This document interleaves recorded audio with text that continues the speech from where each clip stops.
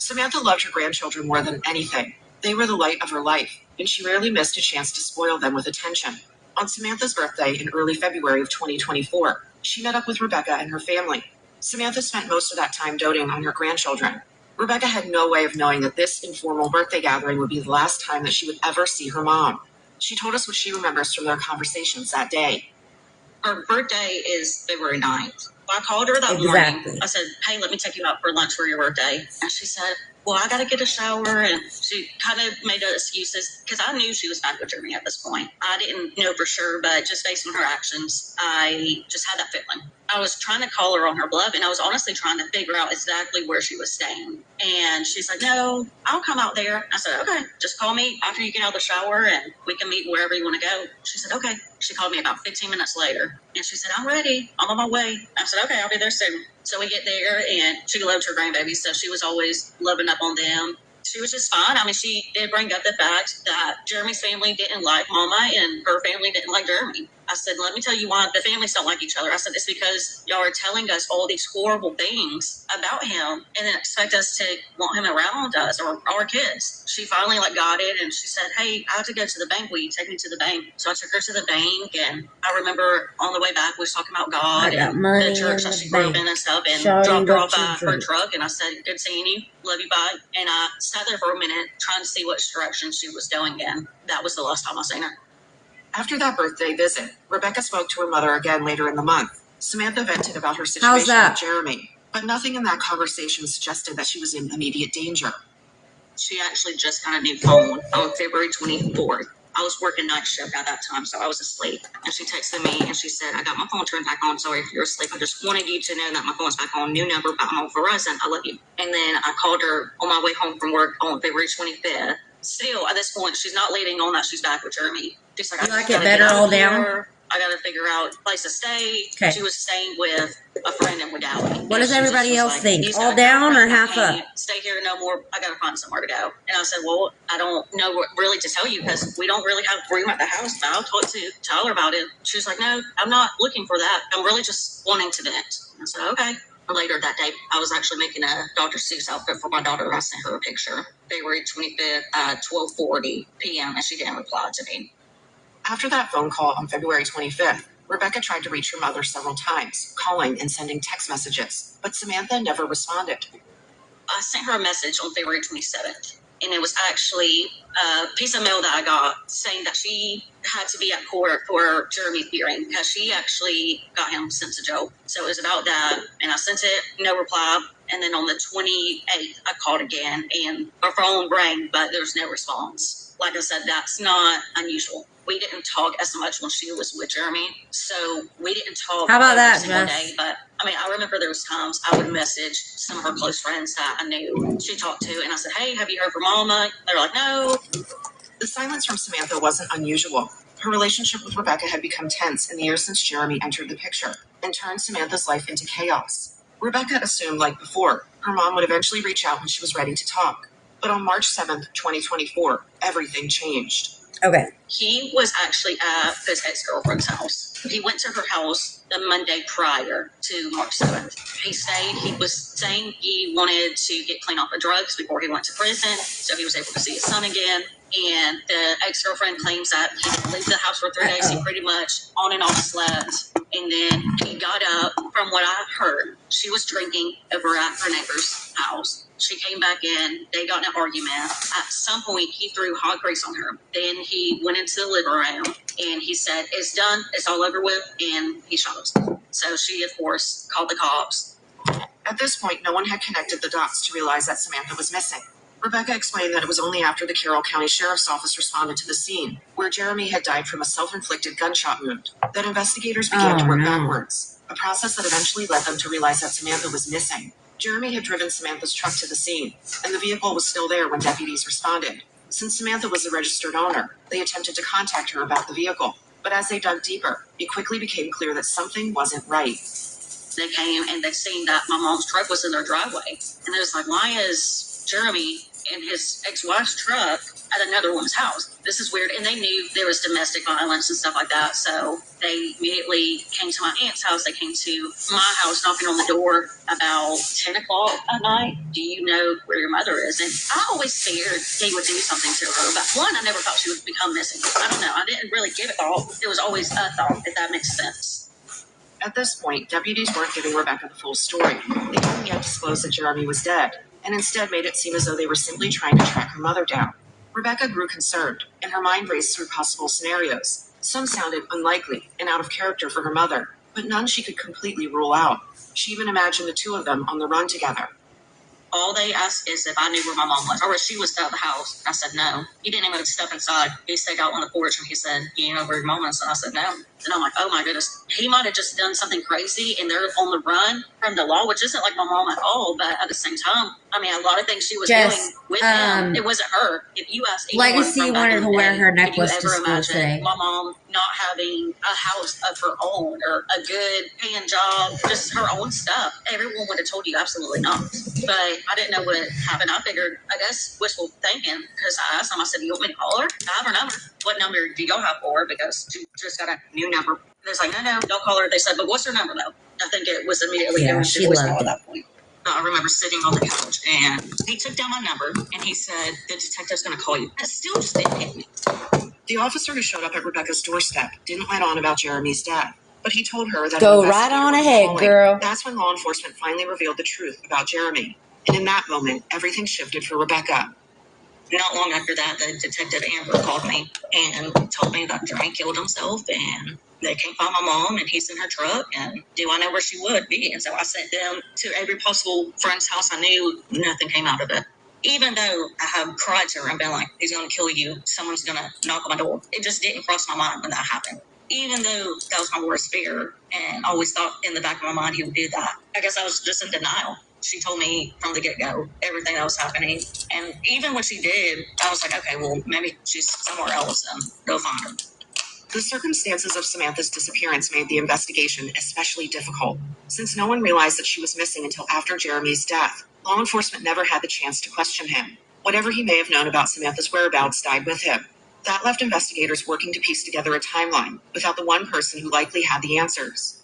For Rebecca, that reality was devastating. Not only was her mother gone, but the only person who may have been able to explain what happened to her was gone too. Rebecca feared the worst, that Jeremy had ended his own life. No, I didn't. Will you write it to me? Investigators began asking everyone when they had last seen or spoken to Samantha directly. For Rebecca, that last I told her contact she was a did phone it call on because February 25th. she's your favorite. After that, Samantha had never That's all I responded told to her her. again. That left a 12-day window when something must have happened to Samantha, from February 25th to March 7th. Investigators tried to retrace Jeremy's movements during that time, hoping it may lead them to Samantha. Rebecca explained that based on what they've learned, it seems likely that her mother's disappearance occurred not long after that final phone call, when she spoke to her mother on February 25th. Okay, that's perfect. The story that was told to me is that they were staying at one of their mutual friends' mother's house. I don't know exactly how long. I know it was at least mid to late January is when they at least started staying there. So what happened the day that she, quote unquote, went missing is Mama was at the camper, and she was mad something about that there was no water, and Jeremy took off with her truck, and she wanted to go get it back. So she called one of her friends and was like, hey, can you take me to go get my truck back from Jeremy? So she goes, and Jeremy's at the drug dealer's house. All right, I'm going to end this live, y'all. The truck with a woman, a man. Hi, Daddy. All right, y'all. I'm going to end this one. Y'all, I'm going to end y'all. If y'all want to finish hearing the story about Samantha Tolbert and Jeremy, then you'll need to go over to my other account. Just let me know, because I don't want to end it on y'all, you know, in the middle of it.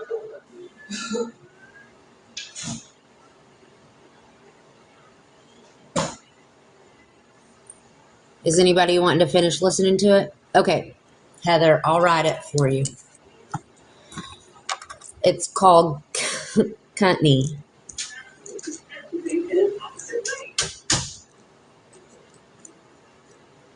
Courtknee 2.0? No, just Courtknee. Yeah, Courtknee 2.0.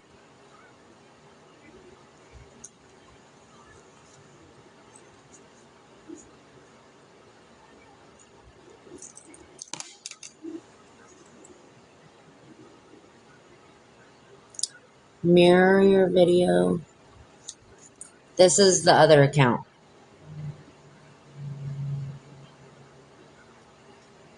Can y'all see it? Courtknee 2.0. If you're going to go listen, let me know. I'll keep it paused on this one until you get here, and then I'll start it. Are you going to go over there, Heather?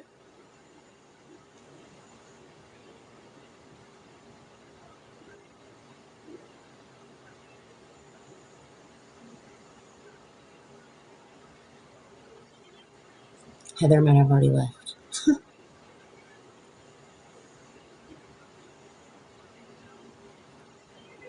Okay, I'm going to wait and see if Heather shows up over here.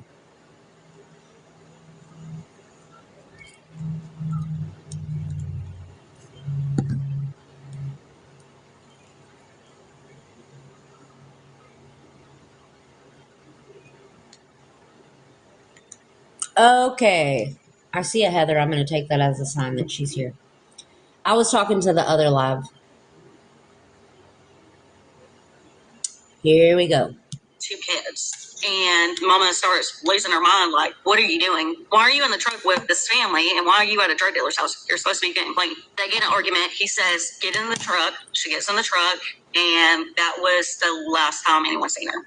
It was the 25th or the 26th. I don't know if they ever actually gave me the exact date. But based on the last I talked to her and the last time her phone pinged, it was between the 25th and the 28th. As far as Rebecca knows, the home where her mom was dropped off at was the last confirmed place she was seen. The friend who had driven Samantha to that home witnessed the two arguing before they left, and that tense moment now feels even more troubling in hindsight. Where her friend dropped her off. It's Highway 5 out in Georgia, and that was the last time. And apparently the person that dropped them off seen them kind of argue, and then she left. And then they drove off Heather. together. They never seen her again. But as far as my knowledge, the cops never questioned anyone there, other than that one person that dropped her off. I don't know if they knew who was in that truck that day, or if they even talked to the person's house it was, or anything like that. After she went missing, her phone was in the same place for 3 days. And Amber told me it was pinging because, like I said, she just got a new phone. I was the only one that had her phone number that we know of. No one else called it, at least. She was last seen in Georgia, but where we live, it is right near the Alabama line. So you can, especially when you're in the area of Bowden, Georgia, you can drive and get to Alabama in 10 minutes. Her phone last pinged in Graham, Alabama, but she was last seen in Bowden. And that's the other thing out there in those areas, miles and miles and miles of nothing. Country. Private property, timber company land, big farms. Sometimes there's not houses for a few miles before you see another one. And so me calling her, sending those texts and stuff, and I guess that was where it got pinged to, then Alabama. We don't have like an eyewitness or anything like that she was in Alabama. With Samantha last seen in Georgia and her phone last pinging in Alabama, there's a possibility that she could be across state lines. But the area where she went missing is so close to the border. Cell service often bounces between towers, so having her phone ping in Alabama doesn't necessarily prove that she was there. Investigators hope that members of the public may have seen Samantha, or perhaps seen her and Jeremy together during that 12-day window. Any sighting could help narrow down the timeline and give them a clearer picture of what had happened. By the time they realized that Samantha was missing, they were already roughly 12 days behind her trail. People thought that they remembered seeing her, maybe during that window of time, but those recollections were hazy and difficult to pin down. Memories can fade quickly, and any small detail that may have helped point to where Samantha went was already slipping away. I know some people said that they recognized her when we went to gas stations putting up missing signs, but they wasn't like, oh, I just seen her yesterday, anything like that. They was like, oh, I've seen her in here before. I mean, she would talk to anyone. She never met a stranger. Rebecca explained that law enforcement did follow up on a few tips that came in. They searched a couple of locations where people thought Samantha could be, but each of those searches ended the same way, with no trace of her and no answers. They have searched the river in Alabama. The only reason they did that is because someone in jail told them that Jeremy told them he threw her over the bridge and this was the river. But they searched it for, I think, only 1 day. They took out divers to the river, sonar technology. They said the water was too high, and there's a lake that connects to this river called Lake Wedowee. And they said in June they was going to go back in 2024 once they opened up the floodgates to let the water go back into Lake Wedowee. Well, they never did. So that was the only search on the river. the river, of course, there's so much to go, but there's nothing like keeping them pushing forward. They haven't found a shoe or a sock or, anything like that. Investigators also searched the property where Samantha had been keeping her camper, hoping to find evidence that might point to what happened to her. They did search where they was staying in the camper on someone's property, and they searched that area with about 4 or 5 cadaver dogs, I believe. Other people have said that she's in a well somewhere. They had a well and maybe a pond, but I know they brought dogs and all that stuff, and that came back. Nothing showed up, not any of her belongings or anything. And those were the only 2 places they have actively searched. Amber's looked into random bodies that will pop up. She will look into it. Samantha's truck and camper were also searched. When the camper was later released to Rebecca, she said that when she went inside, she was shocked. It was as if her mother had never lived there at all. The cops kept the truck. They kept it for a long time. The camper they went out to where it was at and did all the stuff out there. They said they did for blood on both, which nothing came back on either one. When we got the camper back, it was like she didn't live there. None of her clothes. I found her diploma. There was stuff underneath the camper in like the storage area, but in the living area, there was nothing of hers except, I want to say, a pair of shorts, and I believe those were in the truck, and a shirt, maybe 2. And all his clothes when I got the camper back was in like these bags, like he took them to the laundromat. I really don't know, but none of her stuff is to be found. Her purse hasn't been found. Her phone hasn't been found. Nothing. They sprayed that, and they said there was a little scrape of blood on the bed, but they said it could have been from a cut on your leg, like a small little cut. It wasn't significant enough to think that something happened in that camper. That truck, they told me they did. I don't see how it would be possible with how much stuff was in that vehicle for them to really get anything. That truck was so full of so much junk. You don't have to feel motivated to make progress, dude. Once you get up, do something. Like, you don't have to feel like you're going to conquer the world and get everything done. Just set your mind on one thing, like taking Lola out and feeding her. Once you get up and get moving, then worry about the rest. Just worry about one thing at a time. You don't have to do everything. But once you get moving, you'll feel better. Put some music on.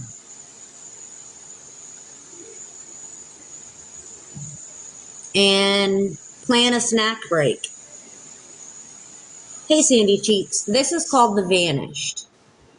It's a podcast of all only missing people. And they play so many, I don't know if you watch true crime podcasts, but I feel like the top podcast people that I watch talk about the same cases every week. You're welcome. But this one, they play a lot of unheard of cases that nobody else will play because the missing person was a prostitute or on DRUGS, This is a really good podcast. But just plan a snack break. Once it gets to this time and I've done so many things, I'm taking a snack break. Set you something that you look forward to. Awesome. Okay, I'm going to turn it back on. Sorry, y'all. Can't have my girl unmotivated. Samantha's own words may hold important clues about what ultimately happened to her. In abusive relationships, the past often predicts the future. What had been used repeatedly as a way to terrorize and control her could have happened again, only this time it may have gone too far. Living along the Georgia-Alabama state line meant that crossing into another jurisdiction could happen in just a matter of minutes. For investigators, that creates additional challenges. And according to Rebecca, her mother described a terrifying pattern of abuse tied to that border. Rebecca remembered some particularly disturbing stories that Samantha had shared, accounts that left Rebecca to wonder if her mother's body could be across the state line.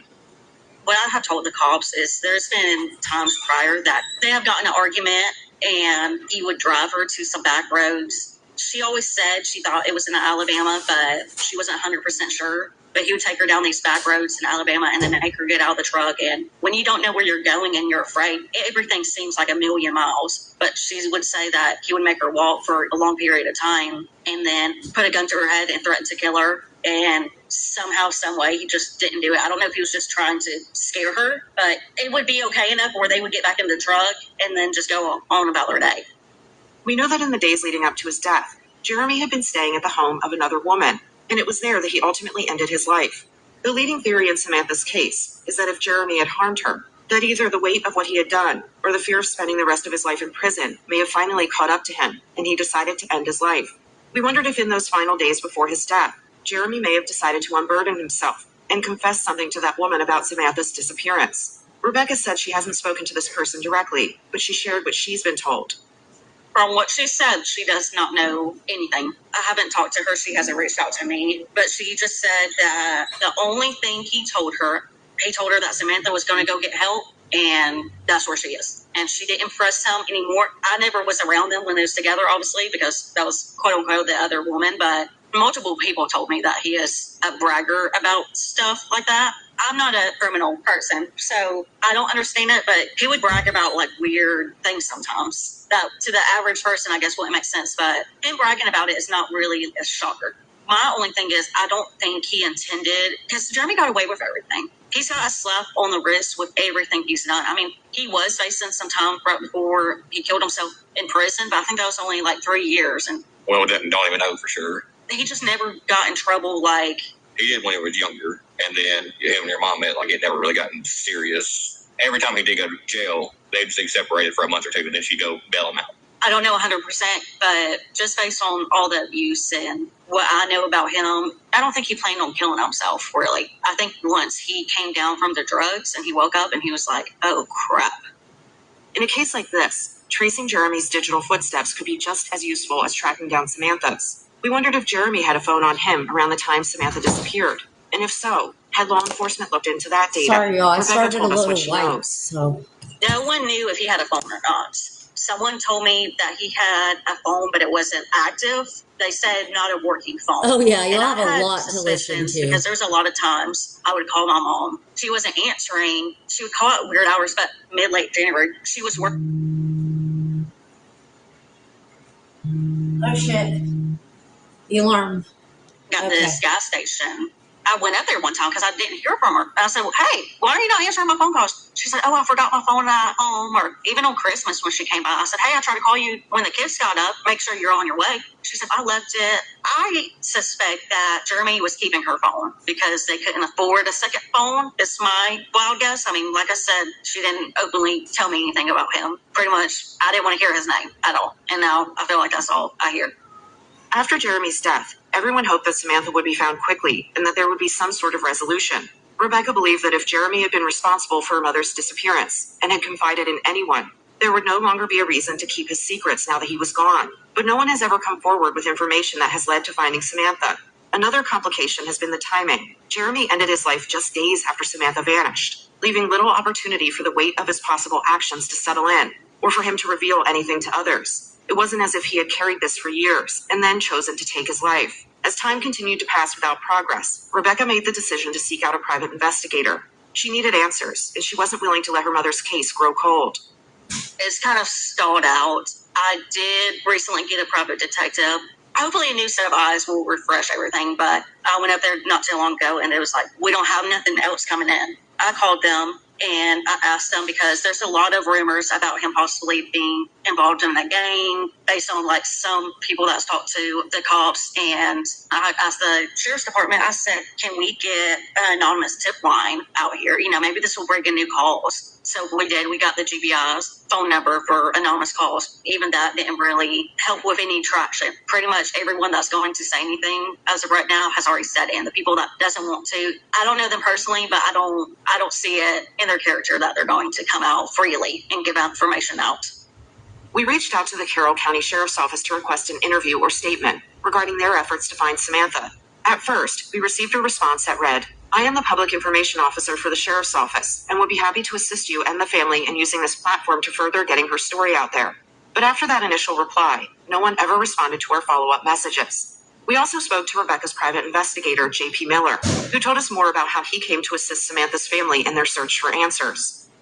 Essentially, how I got involved in the case was I used to be in law enforcement in the metro Atlanta area, and an old prosecutor that I used to work with in the metro area, she called me. She had seen a Facebook post from Rebecca and the family. They were looking for a private investigator to assist in law enforcement's aid or try and get some answers. I started my business retiring from law enforcement. So I reached out to the family and was like, hey, y'all are willing to work with me in the sense of, like, I can kind of work on this case kind of on my own schedule with no really time restraints. I was like, I'll do it for free. So that's kind of how I got involved. From there, it took a little bit of time, but I got in contact with the lead detective on the case. And based on my prior law enforcement experience, they honestly opened their doors to me and opened the case up to me to assist. That's kind of where we've been so far.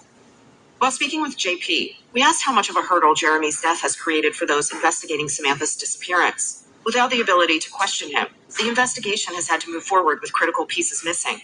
Here's what JP told us. So it's kind of huge. The key suspect in the case, essentially the last known person to be with her at this time, is deceased. So we can't question him, right? And in most cases that I've worked or have assisted with, there's some components that you can kind of work around that, so it's not that big of a deal. This case is kind of unique in the sense that the suspect, he didn't have a phone at the time, or he did, but it was like one of those pay by month subscriptions, so to speak. So it wasn't like something that could be tracked. There wasn't really anything good. There was also rumors that he didn't even have an active phone at the time, which he didn't. So it was like a couple of days before. So that limited information and evidence hindered it a lot as well. A typical homicide case or a typical missing person case, there's usually a data footprint, so to speak, on people. And that's how most cases are solved today. Cell phones, data records, geofences, IP addresses, Wi-Fi. I mean, there's endless possibilities of how to locate people, even with like flock cameras and stuff like that. But in this case, it's very, very limited because of the circumstances surrounding not only Samantha, but the suspect. JP also explained that the area where Samantha disappeared brings its own unique set of challenges for investigators. These challenges are shaped by geography, jurisdiction, and the rural landscape itself. Some of the places that they would be around, they're very rural, parts of Georgia, parts of Alabama. It's been very difficult in the sense of, for example, like in downtown Atlanta or like any major city, there's cell phone towers everywhere. So it's pretty easy to triangulate cell phone towers when you have that sort of information like CDR records. And here, it's a little bit more difficult because it is more rural, so there's less cell phone towers, there's less technology, there's less witnesses, and also the terrain also makes it difficult with it being so rural. It's not like typical streets. It's woods, creeks, farm fields, stuff like that. Since we first began working to cover Samantha in the fall of 2024, and then waited quite some time, since law enforcement initially indicated they were open to contributing, but that later fell through, we decided to get back on a call with Rebecca in 2025 to see if there were any new developments in her mom's case. This is what she told us. No, there hasn't been. I can honestly say the first month was really the major developments and nothing else has came forward. They haven't searched for my mom's phone or anything to try to see if that would give them any clues because they never found that or her purse. But JP was able to pinpoint it down to a very small area to search, and the cops, they're not searching for it. So I was able to show a 0.8 of a mile grid square. Pretty much he got cell towers. I think he got 3, and pinpointed it even to a smaller area, and that's how they got the 0.8 square mile or grid mile, whatever. So I just think they really are dropping the ball. Rebecca would love nothing more than to believe her mom is still out there somewhere, alive and well. But given the circumstances of her case, the idea that Samantha simply walked away to start a new life doesn't feel like a plausible conclusion. Instead, Rebecca has her own heartbreaking belief about what happened to her mother back in late February of 2024. At this point, if she was off in Mexico, I would be, why would you put us through this but at the same time? That is the best. Hopefully she's sitting on the beach somewhere drinking a margarita. Just knowing his history, and multiple people told me, and some of his family members, Jeremy loved Jeremy, and they said it's very strange that he would kill himself. I think he kind of liked the power, making her scared and making her fearful. But if I'm being completely honest, I think if he did something to my mother, I think it was an accident. I don't think he meant it to go that far, and it did because of just the rage and the drugs. He's choked her multiple times. He's pistol whipped her, and I don't know. I'm not in his mindset. I don't do that, obviously, but I don't see it being intentional. I don't think it was premeditated. I think it was the heat of the moment, and it just went way too far. There's really no proof he killed her. There's no proof she didn't just up and run somewhere. I don't think she would have done that, especially since he's killed himself. I don't know what she would be running from still. But at the same time, truthfully, if you're looking at it from a police standpoint, It can't necessarily say she's alive or dead. We need something. I'm not delusional. I do think he did. But if we was trying him in court, if he was still alive, her just going missing doesn't prove anything. If he was still alive and they had this much evidence, they could never convict him of anything. But you can kind of connect the dots. When we spoke with Rebecca's private investigator, he told us that he believes there are people out there who know more than they've shared. But because the investigation is still active, he said he couldn't go into too much detail, though he said he hasn't lost hope that Samantha's case can and will be solved. Something that I promise law enforcement, obviously something that I want as well, is protect the integrity of the case ultimately. But there are some people that know information. Some of that information has been fruitful, some of it's not, or some of it we already know. And I can't really go into all the details, but some people know. That's the thing. There's a few key people that have close ties to Jeremy that have information for sure. It would bring closure to the family if they did come forward and communicate with law enforcement. But the more people out in the public, if they happen to see something, that could piece some smaller stuff together. But I think the key of breaking this case and locating Samantha, there's some things in place right now, waiting on some more evidence to come in from testing. But it would be helpful if someone that was close to Jeremy came forward with the appropriate information that we're looking for. The sad part is, I don't know if some of these people have the heart to, or it's in their character to.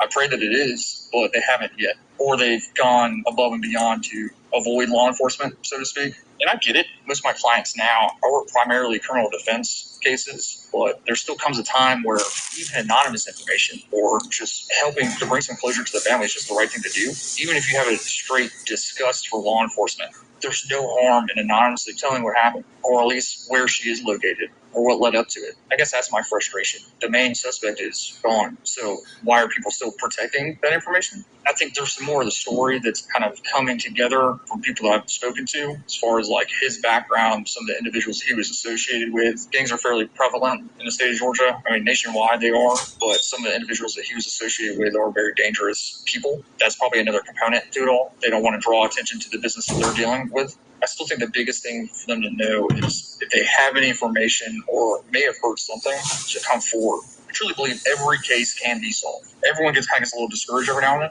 myself included, but that's something I always have told myself. Every case can be solved. I truly believe that. Even if someone doesn't know exactly what happened to Samantha, they may still hold an important part of the puzzle. If she had ever confided in them about the abuse. Oh shit, I'm so sorry, y'all. I'm so sorry. I hope nobody has remember headbuds things in. Jeremy said over the years. Headphones, that information could help investigators establish a clearer pattern. They could be holding the missing piece that finally brings the whole puzzle into focus. And they may have no idea how important that information is, since they don't know which pieces law enforcement has already put into place. From the criminology aspect of him and the victimology of her, it definitely appears to be a pattern. That's how often you solve cases as well, as patterns. And that's one of the key elements of not only did we look at the abuse over the years, but the patterns of him as far as traveling and areas that he's frequented and they frequented together. People are creatures of habit. That's some of the ways you can solve a case, and that's some of the ways and avenues that we have in approaching this case as well. Today, Rebecca struggles to reconcile who Jeremy truly was at his core. Was he the man he appeared to be in the beginning, when things seemed good? Or was that only a mask, one that he couldn't keep holding up? Was it the drugs that changed him? Or was the abuser always there beneath the surface? What time is it? She also questions what led him to end his life. Was it the fear of spending the rest of his years behind bars? Or was it an act born out of remorse? I think it was not wanting to go to prison, even though he was about to go if he was convicted. But he's always told everyone that he wasn't going to go back to prison. I don't necessarily think it was because he had remorse. I think he got scared and realized what he did, and maybe that's why he did it. But I don't think he was sad for what he's done. I think he was just scared of the consequences of his actions. I think if he didn't do drugs, he could have lived, a good life, because, at the beginning, he had a good job, and they had 18 acres and farm animals and everything. The only thing I didn't like, he was stocking chickens, and I think that's where he started getting back on drugs, is knowing that if there's chicken fights, there's drugs involved. There's gambling and drugs and who knows what else. And honestly, for a little bit, I did like Jeremy. I thought he was good. I always had this off feeling, but overall, I trusted to take my kids over there and him and be around. I don't just drop my kids off with anyone. So he wasn't always horrible. He wasn't always just an evil person. It was the drugs. I don't know, maybe he made his true colors come out. Rebecca has now spent 19 months without answers. And in that time, her mind has replayed the series of events that led to her mother's disappearance over and over.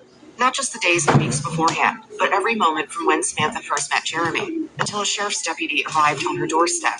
This is something nearly every family of the missing describes: the torture of ambiguous loss. The brain endlessly searches for the clue it may have overlooked, the decision that could have changed everything, and the path that just may have led to a different outcome. Over the years, Rebecca had taken a tough love stance when it came to Jeremy. He was violent, and she didn't want him near her mother or anyone else she loved. She hoped that by drawing a hard line, her mother may finally see the truth and leave him for good. Instead, it created a dynamic where Samantha began keeping parts of her life hidden. Rebecca wishes she could go back and change her approach, but she knows she can't. The truth is, many families in situations like this reach the same breaking point. They become frustrated and exhausted, watching someone they love return again and again to the very person who has caused them so much pain. Deep down, Rebecca knows that none of this is her fault, but that doesn't stop the weight of regret from creeping in, as she wonders what, if anything, she could have done differently that may have prevented this tragedy.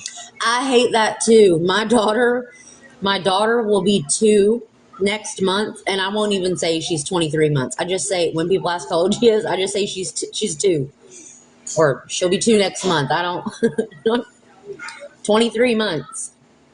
Looking back, I wish we didn't make her so secretive about their relationship. But at the time, I thought I was doing what was best. I thought if I would be like, oh, well, if you're with him, I don't want you to come around because I want him coming around. I don't want him to know where I'm living and stuff like that. I thought that would make her leave him. And I just didn't understand the mindset of a domestic violence relationship. And I don't understand how they pull you back in and tell you everything's going to change and you believe it. But I know her lawyer told her, he said, Samantha, leave. If not, one of y'all's going to end up dead, if not both. And here we are.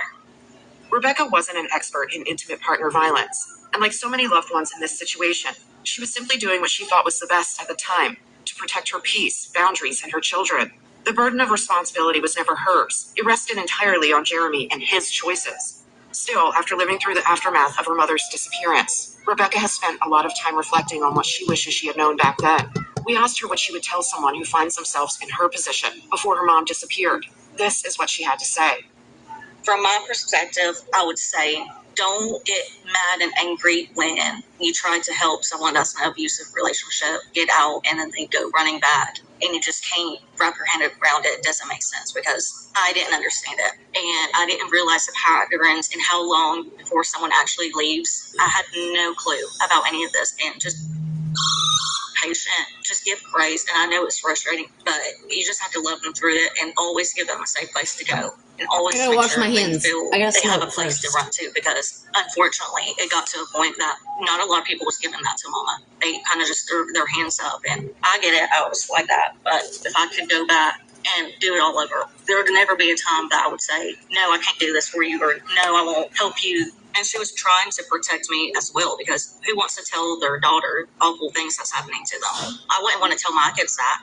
At a point, I got to feeling when she was venting to me, and I never told her this, because she was venting to me, I felt like I was having to raise my mother, which I wasn't. But she would call me and ask me what to do. She doesn't know where to go.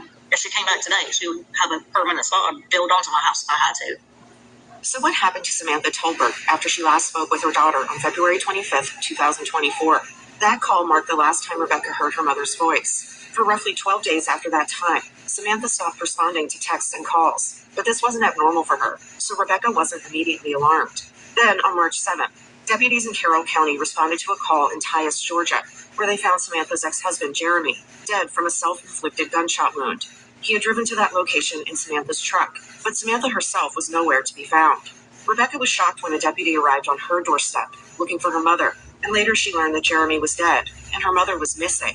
From that moment, investigators had to piece the events together in reverse. They knew Rebecca had spoken to Samantha on February 25th, so they began retracing the days that followed, up until March 7th. They spoke with friends, family, and anyone who may have seen Samantha or Jeremy during that 12-day window, hoping to find even the smallest detail that could narrow down what had happened. They searched Samantha's camper, only to find it stripped of her belongings. Investigators followed up on tips, but each lead ended in disappointment. The one person who may have held the answers is gone, and whatever secrets he carried may have gone with him to the grave. Or did they? Many believe that with Jeremy gone, there was no longer a reason to protect or fear him. So surely, if someone knew something, they would speak up. But that didn't happen. Rebecca eventually hired a private investigator, J.P. Miller, who told us he believes there are still people out there who know more than they've ever shared.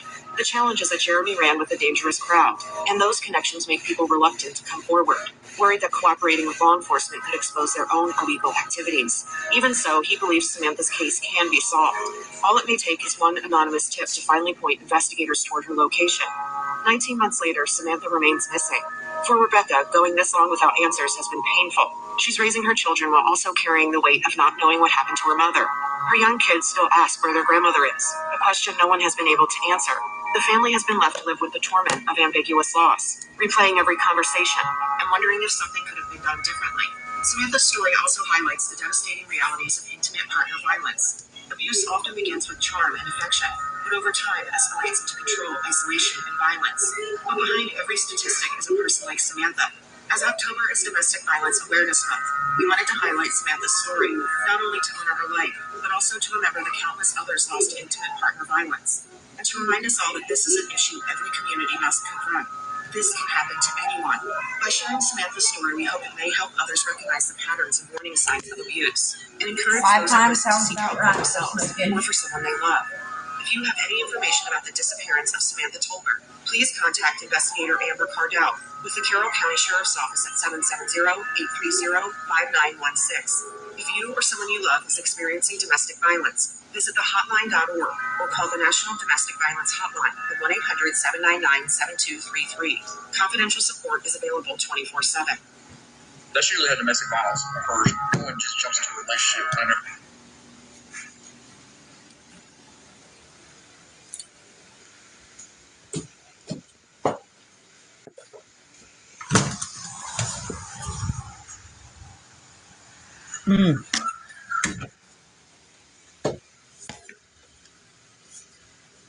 It is cold AF out there.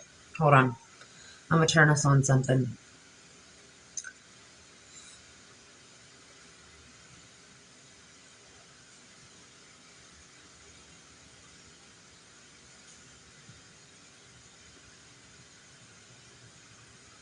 Beauty Queen. That's a cute name. A cute way to say your name.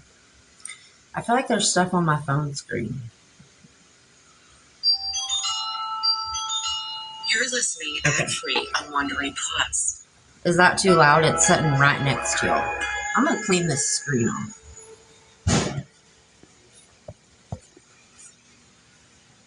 Nope. No better. He was fun. I mean, if I were going to sum him up, all right, is that too loud? It would be fun.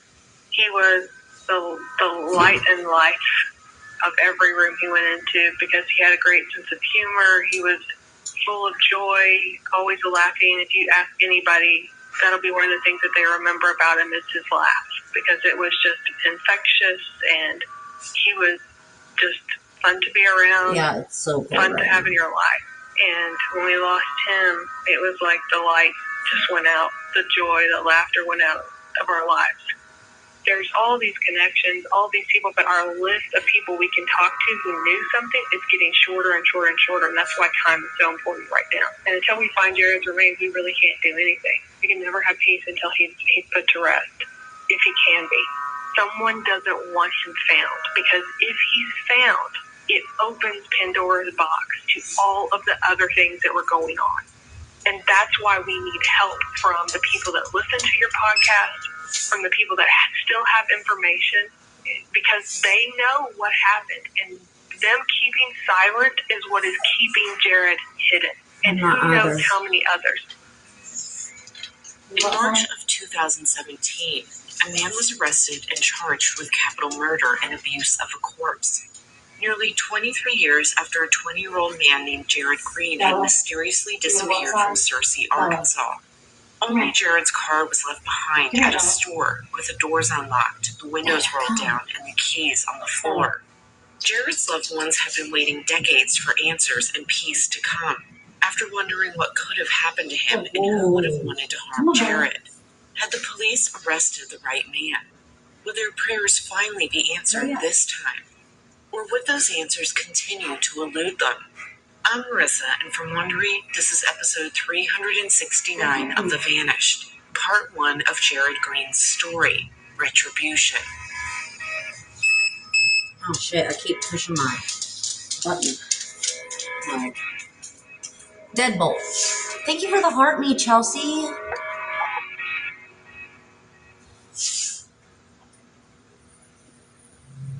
Oh my gosh, that's awesome. 1994 was the year of The Lion King. I hope which it went on doesn't to be snow the at all highest-grossing besides animated film Christmas of all Day. I hope it time. snows Ace Christmas of Base Eve and was we at the wake top up of to the snow charts and with that's their it. hit That's The fucking it. Sign. It None was also other the than year that. that Nicole Brown Simpson and Ron Goldman were murdered, and O.J. Simpson took police on that infamous police chase. For the Green family, 1994 was the year that changed the trajectory of their entire lives. Hello, David Mama and Spurs. Sharon Green had 3 children, 2 sons and a daughter.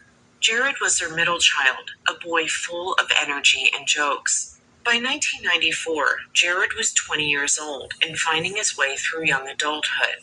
He had a girlfriend named Shannon. They had been together for a couple of years. Shannon last spoke to Jared on September 30th, 1994. The two had plans to hang out that day, but their plans fell through. Here's Shannon.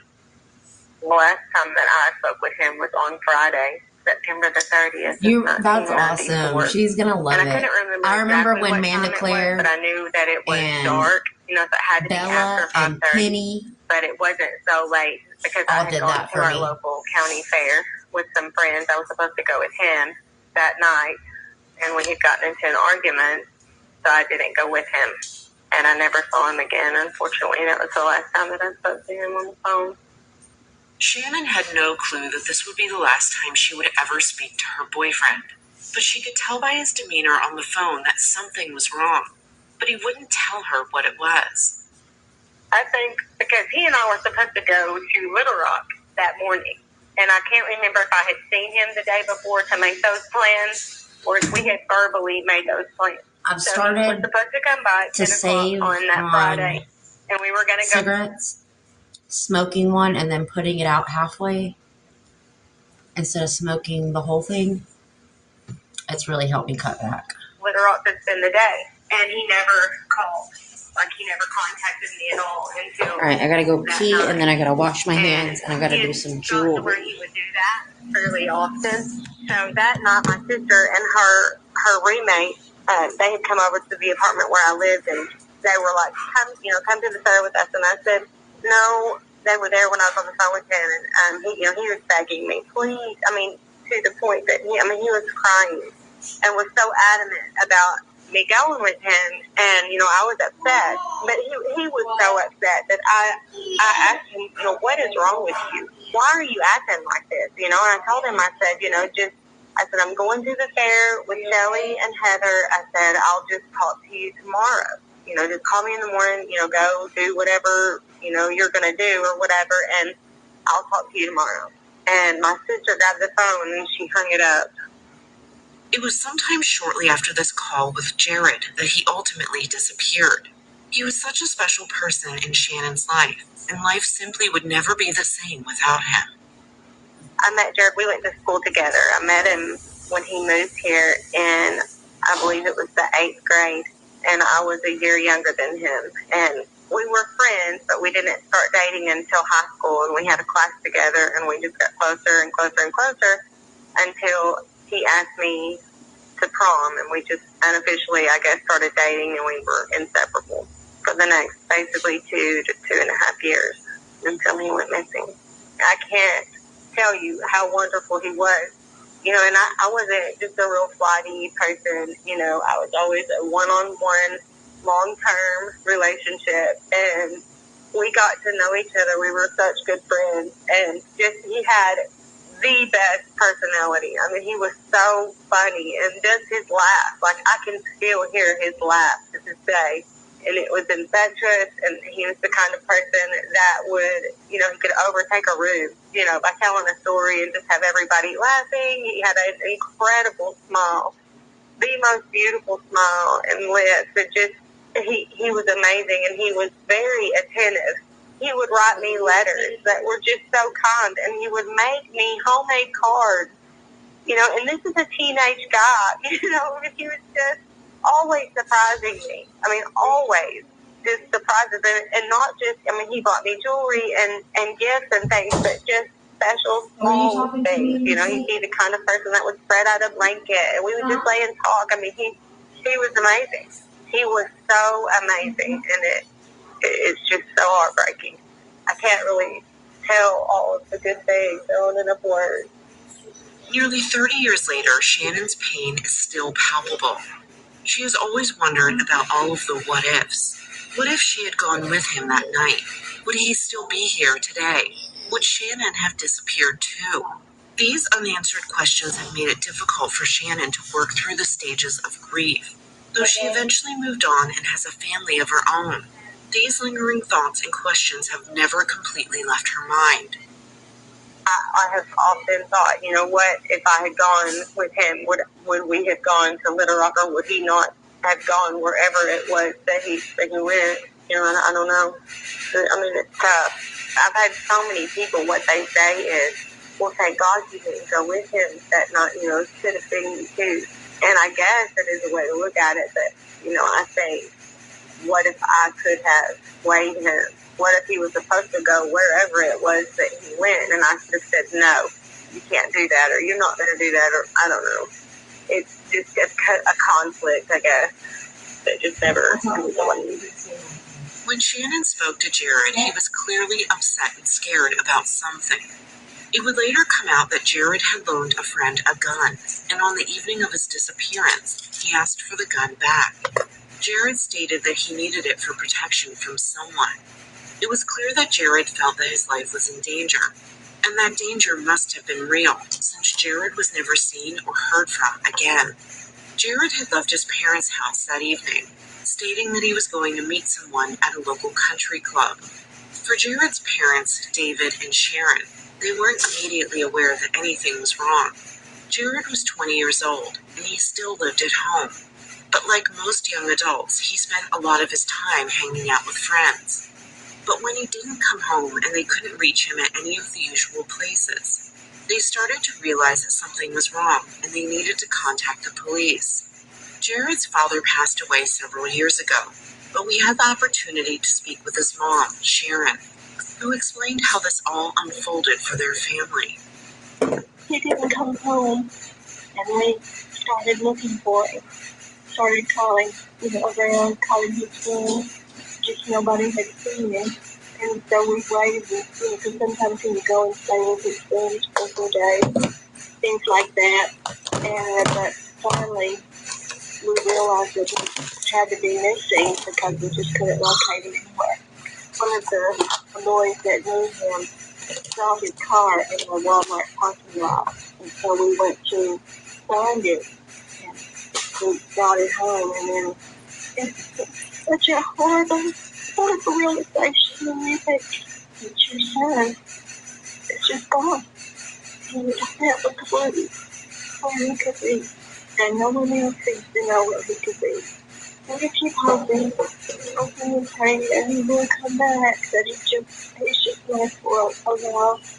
But after so long a time, you just know that he would never do anything like that. We didn't immediately know what was going on. It was just all not knowing what he would think, and it was so scary. But we thought, well, maybe he did just go somewhere and give us a call, and tell us what's going on. That he had to leave or what. But we never heard from him. We never heard from him again.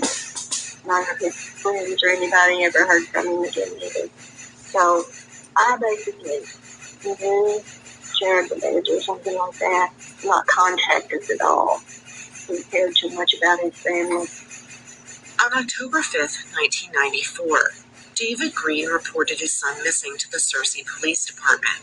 He told them that he had last seen Jared on September 30th around 8 p.m. Jared left to meet someone but never came home. And later they found his car in the parking lot of a local Walmart supercenter. The doors were unlocked, the windows were rolled down, and the keys were on the floorboard. He also noticed that a gun that Jared usually had under his seat was missing. We also spoke to Jared's sister, who was also named Shannon, and she told us that it was difficult to get the police to take her brother's case seriously at the start. I think we called initially the Searcy police. I think he had been gone 2 days. And we called because, at the time they were like, well, he has to be gone 24 hours or whatever. And then they were like, well, he's he's 20. He could be off doing whatever he wants. Maybe he doesn't want to be found. I mean, they absolutely did not care. They were not interested in investigating. They were not interested. They had no urgency around his disappearance at all. Because they're like, well, he's an adult, so, there you go. He just wandered off. And we're like, no, you don't understand. He would never, ever, ever do that. They were not interested. So we called the state police, and they basically gave us the same thing. Basically, everybody told us there's really nothing we can do. And it wasn't until we found his car on, I believe it was October 2nd, somebody told us where his car was, that they had seen his car up at the Cersei Supercenter, that it was parked up there. So my dad and I went to go get it, and when we found it, all the car windows were rolled down, the sunroof was open, and his keys were thrown up under the front seat. And he had all kinds of junk in the trunk and all this stuff, like all of his personal belongings. The only things that were with him were there's the conflicting story about he had 1 or 2 guns. We knew that he had 1 gun that he had with him, at least, that was not found, not in the car. And like his driver's license, not in the car. So that was it, that was it. So we call again, and we had to basically Rachel, it's called the vanish. Come and fingerprint his car, because we were trying to explain to him he did not just throw his keys under here and walk away with no money, nothing at 20 years old. Well, he doesn't have the skills to know how to just walk away and start his life over. Eventually, the cops came out, fingerprinted the car, but they did a very cursory job of it. Because we were like, can you at least fingerprint the keys and tell us if he drove his car himself back to Cersei from wherever he had been?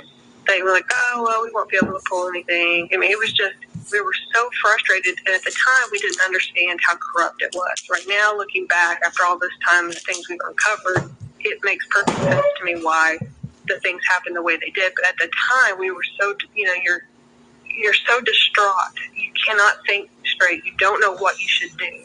You have no idea who to go to for help. You feel utterly powerless. And that's because you are. There was no movement on Jared's case, and it moved around from investigator to investigator. And what we were told was, essentially, anytime they had a new person that they brought in, like the rookie investigator, they'd slide Jared's case over and say, okay, here, go work on this. Trash bag.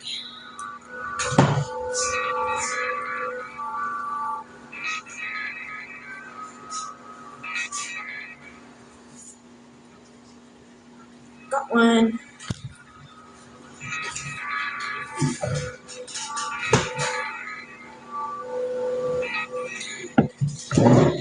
Jared's case went cold for many years, leaving his loved ones to try to seek answers on their own.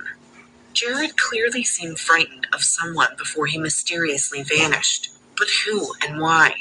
We will explore the who and why in this case further in part 2. But for now, we need to take a look back at Jared's life so we can gain a better understanding of what was going on in late September of 1994. Jared's mom told us about her son's early life and personality. He was my oldest son. Then I have a younger son. Shannon was the oldest, and he was the middle child. And then I have a younger son. He was just a joyful boy. He was always laughing, always very happy, loved everybody, never You met mean a like stranger. teasing it? Is that what you mean? Kid. Always happy-go-lucky. He was diagnosed with ADD when he was 11. We knew that there was something wrong because he was extremely smart, but he didn't show it in his schoolwork. And they, diagnosed him with attention deficit disorder. It's almost like he didn't, he never thought anyone was out to hurt him, or, what I'm saying. When he was younger, of course that changed when he got older. But he was just so tender-hearted. Oh, okay. I'll try it. Hold on. And everybody basically liked Jared as far as, I could tell. He was well beloved by all of his friends and, and his relatives, of course. He was just a joy, an absolute joy.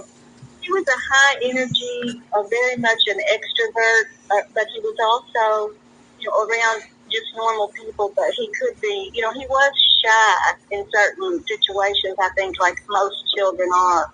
He was highly active because of his attention deficit, too. it was just like raising a little monkey around the house. You know, he would just fly off furniture and make a wreck out of me, but that was just the way he was. He just was full of energy, always laughing and making you laugh because he was always so funny. But he couldn't concentrate like a normal child could. You know, and that's why it was hard for him. So they put him on Ritalin.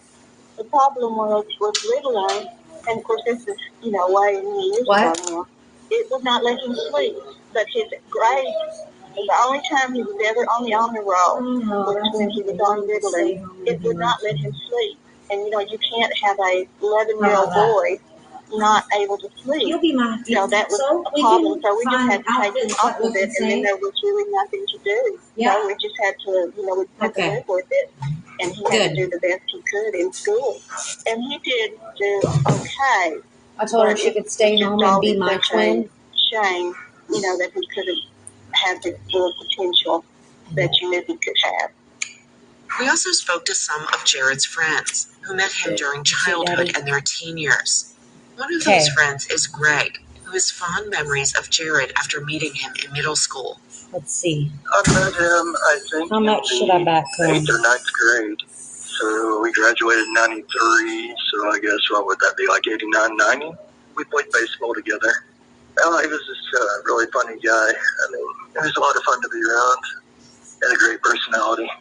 Definitely an extrovert. I mean, yeah, and then just, he would always make you laugh. I mean, he was kind of like a comedian, I suppose.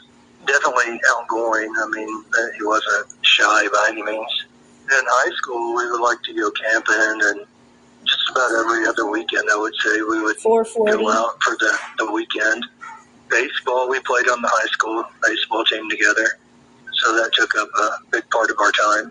Always hanging out back then, cruising was a big deal. I don't think they do it anymore, but yeah, just get in your car on the weekends and drive around up and down the streets. He was always at my house. Like my parents used to always be like, "Where's your boyfriend at?" if he wasn't over, you know. He was like just a fixture. Either I was at his house or he was at my house. They developed a core group of friends that became inseparable. One of those friends was Bo. I moved to Cersei in the 8th grade. Is whenever I met him, and then we all had our little clique. We hung out together from 8th grade on. Graduated high school. You seen one, you seen before. Is that better? You know, the 5 of us, and just kind of went from there. He was just always outgoing, fun to be around, always joking. You know, kids were jokesters.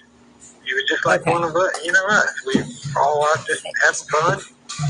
Greg explained that it was after high school that trouble started for some members of their friend group, including Jared. Did I take that necklace with me? We went to ASU-BB, it's like a junior college, I guess, in BB, Arkansas. What, baby?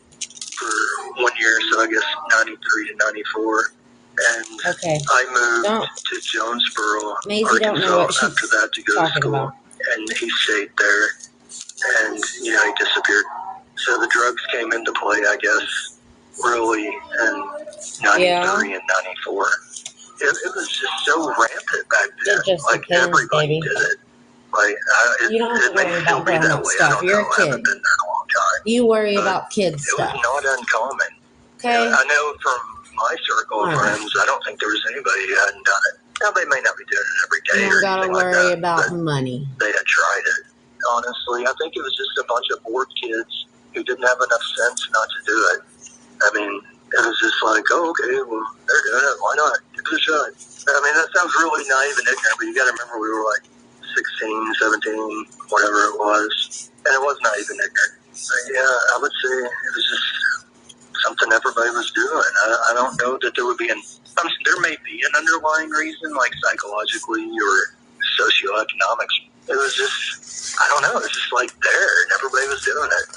For me, I realized it's just like, well, where is this going to lead other than jail or the graveyard? Like, this is really dumb. I don't know, maybe it was just a matter of maturing a little bit, but I knew I didn't want to go down that road any further. Bo remembers this time too. He told us that they were just kids getting into stupid trouble, and that ultimately led Bo to join the military in an attempt to straighten his life out. And then I graduated high school in 93. So I think there's a graduation picture for senior year. Yeah, where we're all standing there in tuxedos and Jared's in the middle of us. We were all just close friends. I mean, that was kind of right when cell phones were coming out, back when you still had payphones. So we did a lot of stupid stuff, obviously. And one thing led to another. Us 4 or 5 knew that we needed to do something. Baby. Or we were on the road to no good, basically. I think we started getting about that time. I'm not sure, baby. Stupid. Maybe that's So when I they joined the hunt, military. is that not? Buddy Greg, he joined the military. You know? A couple other people moved to Key West, started working down there. We all just tried to get out of the mess that we were in and move on with our lives. Because we knew if we stayed around, it wasn't going to end well. Because that's one thing with Thirsty, there's not a lot to do in that town. So generally, if you're not fishing, hunting, or I know, it really is crazy. You're brilliant. Jared never had the opportunity to make it out of Cersei and turn his life around as his friends have done, because he vanished one night at the age of 20. Jared's mom, Sharon, told us that she was totally shocked when she learned that Jared had been using drugs. She felt completely blindsided by this, but also explained that she didn't know much about drugs and didn't know what warning signs to be looking for. I was just so shocked about it all that did not have a clue, because I trusted his main friends and, never knew anything. But there again, when they get a certain age, you don't keep tabs on them all the time. He was just terribly naive. He would believe anything somebody would tell him. He never did think about someone lying to him, basically. That sort of thing. That was part of I think, the reason that he was. That you are, girl. Drugs, because he just didn't. Are you up and moving now? Are you any more motivated? Drugs. I think partly that was because he was a shy person, and if you had to get up and have a speech in school or anything like that, that was very hard on him. Even though he was a really outgoing little boy when he was just one-on-one with friends and that sort of thing. Because I remember one time he was in a play at school, he was terribly nervous about it. It was just hard on him, he was just that shy. I never dreamed, honestly, that Jared would ever even think about taking a drug. When they get out amongst peers and other people, I just feel like that Jared was kind of taken advantage of, kind of used in a way, because he was naive. When I found out that Jared was doing the drugs and even carrying the drugs around, and I was just horrified. I just really lost it. We wanted him out of that, and that's when the trouble kind of began, because they didn't want him out of it. The people that were involved with the whole thing and all the dirty goings on, in that area. I did not ever think about things like that, except for I knew that I wanted my kids to know that they should not mess with drugs or anybody that had anything to do with drugs. So it was a terrible, terrible awakening for me and a shock, and for my husband as well. Jared was more deeply involved in the drug world than his parents could have ever imagined. When they caught Jared with drugs in his possession, it seemed to set off a chain of events that ended with Jared's disappearance. I went to get something out of Jared's car, and I pulled where you had to pull the seat back to get in the back part, a little black film cartridge thing, the old-timey film, and it popped out of that. When you pulled the seat back, there was a little pocket thing there, and it just popped out, and I picked it up and looked at it and opened it, and I knew immediately what it was. It was some kind of drug, and I freaked out. And, I called my husband and told him, and he came home, and, we talked to Jared about it, and, not knowing, we really, we got into trouble because of that, because that was something he was supposed to take care of, something he was supposed to deliver. He just freaked out himself, and we really, truly were lost as to what to do. He really wouldn't tell us whoever was involved in it. We had no idea at all who was involved in the drug dealing at all. The only thing I knew was one time a friend of his had come over to the house, one of his better friends that he'd known forever, and they started talking about, for some reason, I don't know how it came up, but they started talking about two boys that had all kinds of money, and that they were living in a house in North Little Rock or Little Rock somewhere, I think. And I looked at my son and the other boy, and I said, look, Dad, that sounds like drugs to me. That I think you better stay away from those boys. And he just, he just really didn't say anything. He just agreed. And all the while, it was exactly the ones that we believe that did him harm. My husband, he didn't freak out as much as I did because he had a totally different personality than me. We were just, I was more high-strung, and he was just real laid back mostly. But we both were just in shock and just were just overcome with fear that he had gotten involved with people that dealt in drugs. It was just a horrible shock to us. Scary. We really didn't. All we could think to do is, you just have to get out of this. You just have to quit doing this. Jared was threatened, and his family feared for his safety. They went as far as to send Jared to stay with relatives out of state until things cooled off in Searcy and it was safe for him to return. Well, he was extremely upset that we found out about it, or that I had found it. And I think that, oh, gee, I wish I'd never found it, but I did. And that's just the first thing you think of is, well, he's got to stop doing it. He can't do that anymore. He's going to wind up going to prison. He's going to get killed. Every bad thing runs through your mind. So we tried really hard to get him out of that. It just, you would have thought that would have been the end of it, but unfortunately not. They threatened him, and just the way they do things. Then we thought everything was going to be okay. Jared had left home. He went to my brother's in Houston. He got word from someone. I don't even remember who it was. He talked to someone that lied to him, of course, and that everything was okay and that he could come back. And I'm assuming, I'm not sure, but that they would let him pay back the money. And we would have given him the money. But he told us that they would not let him pay it back. I don't have a clue who called him. He was just plain lied to and been intimidated. And he didn't want to tell us anything. I think because he was afraid that they would kill him if they found out of anything. Because we did not know anything about anybody until Jared disappeared. To Jared's family, they believe that this was a trap set for Jared. They believe he was lured into coming back home and told that everything was okay now. But things weren't okay, and then Jared was gone. Since Jared never had the opportunity to redeem himself and turn things around, a chance to grow up and out of this phase of his life like his friends did, Greg feels like Jared's legacy has become defined by this. But he told us that there was so much more to Jared. He wasn't all about the drugs. The drugs, unfortunately, is why we're here. But he was so much more than that. I mean, he was a great guy. I love being around him. And it breaks my heart that this is what he's reminded or remembered by, That's not all he was. I mean, that was the last year, I guess, or whatever. But he was a fun guy. He was a good friend. I mean, you never had to worry about him talking bad about you or anything like that. I mean, he was a good athlete.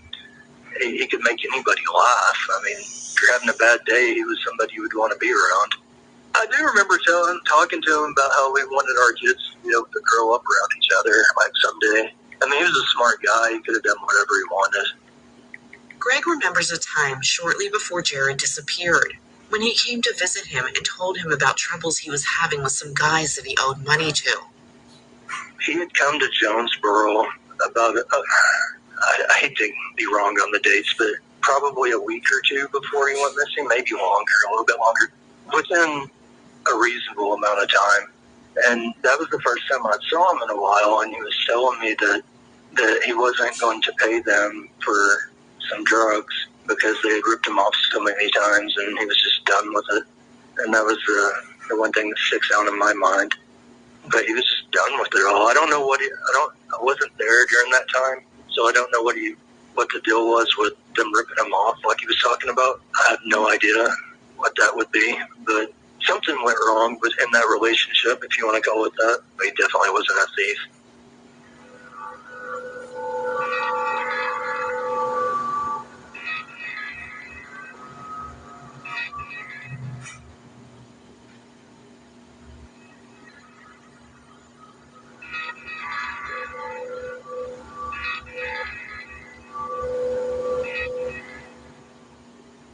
Jared's girlfriend Shannon explained that back then, she was a little on the naive side. She had just graduated high school and didn't fully grasp what was going on with Jared and the danger that he was in. In hindsight, it's all so much clearer. He was in school for a little while. I think he went to college for a year, or maybe not, maybe a semester or two. So, and then he had started college, but then I wasn't, aware at the time, but he was slowly getting more and more involved with the drug activity. So I did not see him use drug. Like, I've seen him smoke pot. Like, he's the one that introduced me. I was 17, I think, when he brought out marijuana, and I didn't even know what it was.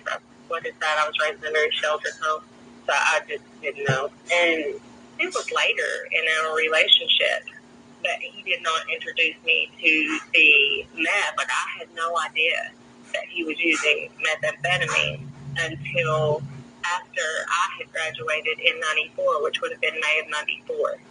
So it was sometime, he and I were still good in May of 1994. Shannon and I, his sister, we talked about how, I did not realize how thin until later. I look at pictures and I think, gosh, he was super thin, like his face had gotten really thin, and kind of a little bit skeletal. And I didn't realize that at the time, I guess because I was so close. Like I saw him every day, so I didn't realize how much weight he was losing. But he did not show me that he hid it from me until sometime between probably June and closer to the August. Now I see that Jared's face was gone. And I do remember telling him over the summer after I graduated high school, I do remember telling him, because we had gone to the lake, so it was warmer. It had to be like June, July. And I remember telling him, you're so skinny. I remember thinking, oh, it went in a downward spiral. It was so fast. Jared seemed to mostly keep Shannon out of the loop when it came to this other side of his life. We don't know if he was afraid that she would disapprove, or if he wanted to protect her from those who were threatening him. He had actually left and gone out of state. He came back, like I can't remember when he left, with a couple of weeks. I say a couple of weeks, that's because I've been told. I don't remember. I didn't even know where he was at, because one night we were talking on the phone, and I was like, so where are you? And he said, standing on a corner in Winslow, Arizona. And, we laughed, but, I didn't know if he was joking or serious, but we just laughed about it, and he was so funny. We had gone through a very rocky part of our relationship. It had gotten to where, like, he wouldn't show up. He would say, hey, I'm going to, let's go do this, and then I wouldn't hear from him. He had changed. His personality had started to change. Because we had gone to prom, in April, and everything was great. And then I graduated in May, and everything was still pretty good. So all of it, collapsed in just a few months. It just absolutely collapsed. I have a lot of suspicions and a lot of things that I pieced together after the fact. But I did know that he carried a gun toward the end. I saw the gun toward the end. He showed me the rock. I started understanding, but I still, and I know this sounds crazy, but I still did not understand the gravity of it, because I'm just thinking, high school. Since Shannon was mostly kept in the dark and didn't know that Jared had been threatened, she couldn't understand why he was acting so strange on the phone with her that night. And then Jared just disappeared. That phone call still haunts her nearly 30 years later. I talked to him Friday night. He never called me Saturday morning, and I'm still not thinking. I'm still not thinking this, and even into the next week, I'm still not thinking that something is wrong. I'm just thinking, okay, well, I called Sharon, and I'm like, hey, Sharon, have you heard from Jared? And she's calling me. Have you heard from Jared? No, none of us have heard from Jared, and I didn't know at the time that he was supposed to go and meet someone. I didn't know what the Green family knew. I just talked to them, and he did, he was extremely upset and not himself. But as far as I knew, I was going to go to the fair, come home, go to bed, and I was going to talk to my boyfriend the next day. When I started to realize that something was wrong is when they told me that they found his car at Walmart. I didn't know he was missing until, I knew he had not called me. It had been several days, and he had not called me. We were all calling each other going, where is Jared? But I'm still not thinking, that he's gone for 30 years. Shannon told me that his car was found at Walmart with the windows down and the keys in it. I knew that he did not leave that car there because Jared was very, I lived in an apartment with my mom and my twin sister, and it might have been 50 yards maybe from where he had to park to my apartment, and he lost it every single time. I don't care. He always locked his car doors. And when they told me that the windows were down and he had left his car, just left it, I knew something was wrong. I knew. Jared's sister Shannon explained that from her perspective, his downward spiral into the drug world happened so quickly. Her family was certain his disappearance was connected to drugs, and they tried to get help from outside agencies early on because they were too concerned about local law enforcement being entangled in the drug trade locally. Because remember, I was off at school. I wasn't home when all this stuff started happening. If you don't know what drug abuse looks like, if you've never seen it before up close, you don't know how to handle it when you do see it, you're not really sure what's going on, and you don't know what to do. And my parents were definitely in that position. They didn't know what was going on. And I didn't know. I was in Texas going to grad school. And when I came home, because my mom was like, hey, there's stuff going on with Jared and it's getting bad. We need you to come home. And when I did come home, even then I didn't understand or I didn't see it. And I don't know if it was just because I didn't want to or I was so naive myself that I didn't know what it was. But he started using, and when he was, I think he was about 19. He had to have been 19. And that's something that we're still trying to figure out, like a timeline around. Is Coco a when puppy? he actually started using, when was he showing signs? Are you sharing my live to other puppies, Coco? Work, to be honest. We had no idea what methamphetamine was. And then the area where we were at in Searcy was just replete with meth production centers. He wasn't on drugs long enough. You could see the decline. When we look back at family pictures, you could see the decline. Well, because meth, I guess, takes hold of him pretty quickly. We could see the decline in him physically and the way in his behavior. But that ramped up. It was a very short period of time where that became kind of at its peak. And so I would say like 3 months or 6 months maybe where that was happening. We knew that drugs were involved, so we called the DEA. I had a friend of mine that I went to school with. Her husband was in the DEA, so I contacted her and said, hey, what can we do? Can we get the DEA looking into this? All with the same answer. And he was he worked for the DEA in California, so he had no ties to the corruption in Searcy or in White County at the time. So he had basically everybody told us there's really nothing we can do. I've had law enforcement people tell me this is true. Jared also told us this is true, that essentially the police force at the time when Jared disappeared was part and parcel of the drug trade in that area, that they were actually helping it along.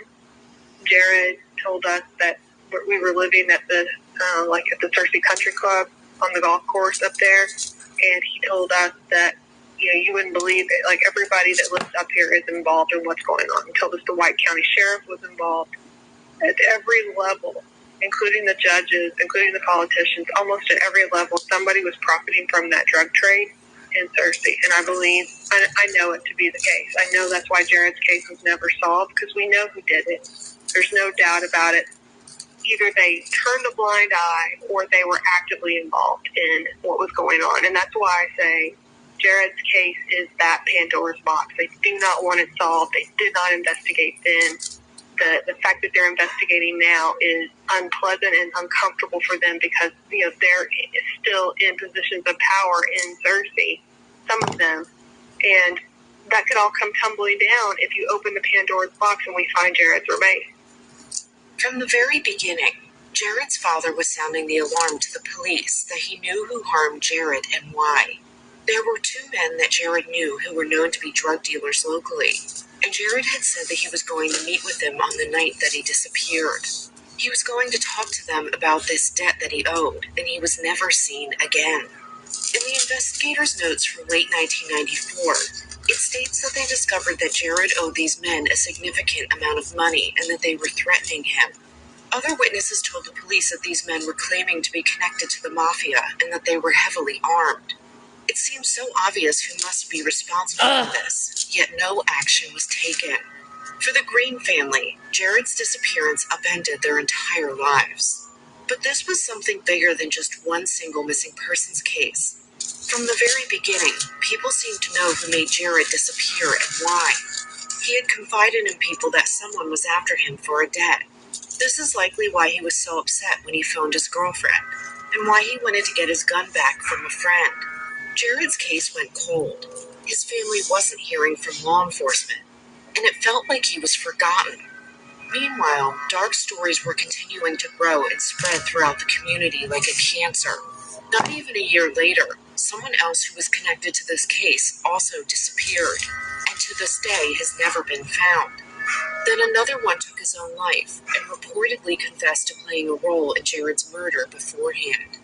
But Jared wasn't forgotten. Got it. Years later, some rookie detectives decided to take a fresh look at this cold case, and there was finally some movement.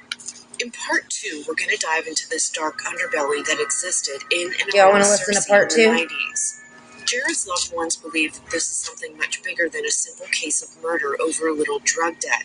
This story involves a complicated web of people who seem to have connections within the community that kept them out of trouble, and also connections to a series of missing persons cases and murders. There are secrets buried here that some people would prefer to stay that way forever. But the Greens feel the only way they can ever get peace is to find Jared, and they refuse to give up.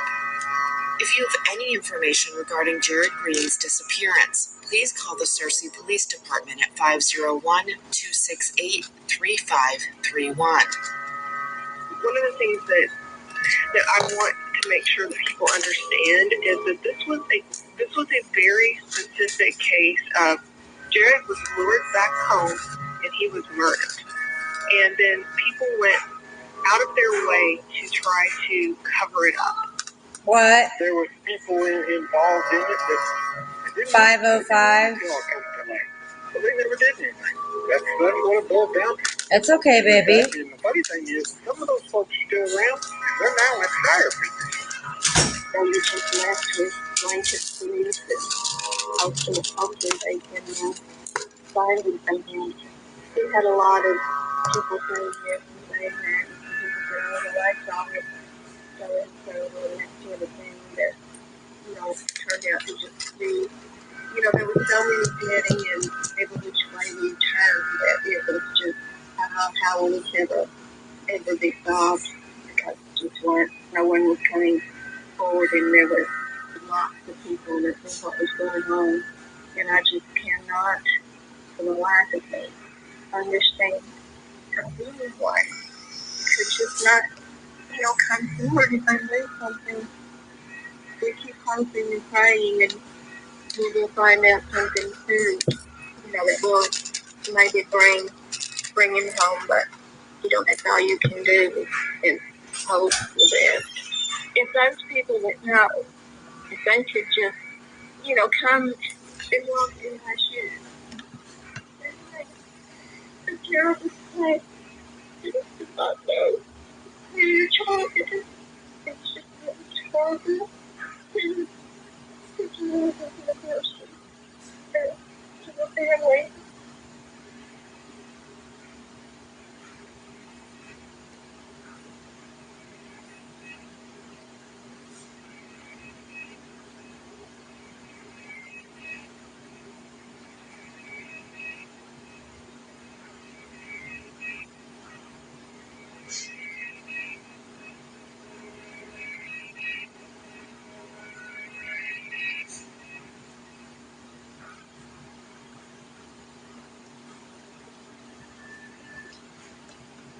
brings us to the end of episode 300. Do y'all want to listen to part 2? I'd like to thank everyone who spoke with us. If you have a missing loved one that you'd like to have featured on the show, there's a case submission form at thevanishedpodcast.com. If you'd like to join in on the discussion, there's a page and discussion group on Facebook. I'm on Twitter at thevanishedpod and also on Instagram. If you like our show, please give us a 5-star rating and review. Follow The Vanished on Amazon Music or wherever you get your podcasts. Or you can listen ad-free by joining Wondery Plus on Apple Podcasts or the Wondery app. Please support us by supporting our sponsors. By supporting them, you can help us offer the show for free. Okay. Another way you can support the show is by filling out a survey at Wondery.com. Jess, are you working from home today? You can also support the show by contributing on Patreon, where you can get early and ad-free episodes. Thanks for listening. This stuff is like hairspray.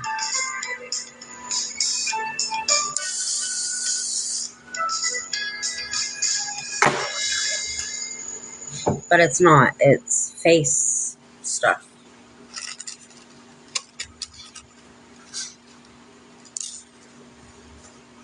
You're listening ad-free on Wondery Plus.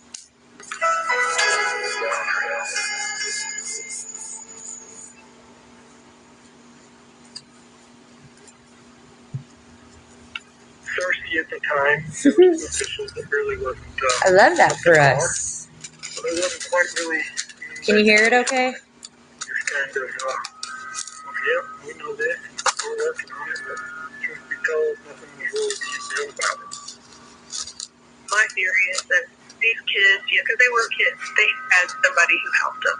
They have helped them dispose of Jared, and that's the part that actually, really is the most terrifying, because what if it was somebody who actually knew what they were doing? I mean, it's hard enough to find someone if they're just buried in some random plot of land somewhere, because you got to know where to look. All these people that didn't do their job, awesome. ultimately, in my opinion, that swept stuff under But that sucks for you. They don't matter. They're going to get what they have coming to them, but it still comes back to Jared was a 20-year-old kid who was murdered, who was lured back to town, someone who intended to harm him. Even if they didn't intend to kill him, they intended to punish him, making an example out of him. And they did. And they've gotten away with it for 28 years.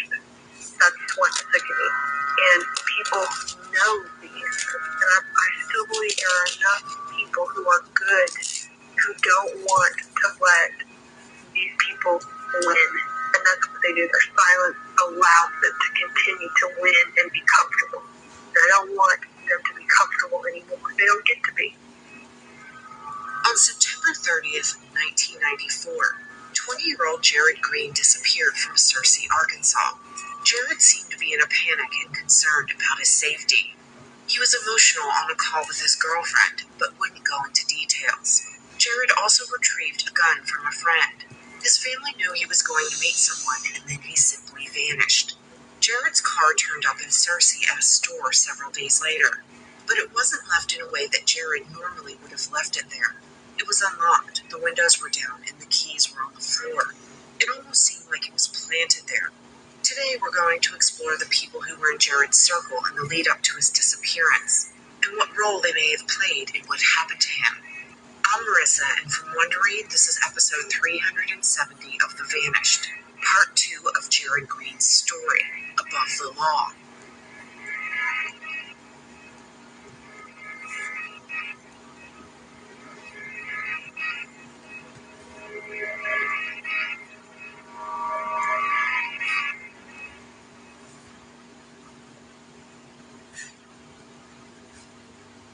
Last week we brought you the first installment of Jared Green's story, and we discussed the strange circumstances surrounding his disappearance and his spiral into the drug world that happened right before he vanished.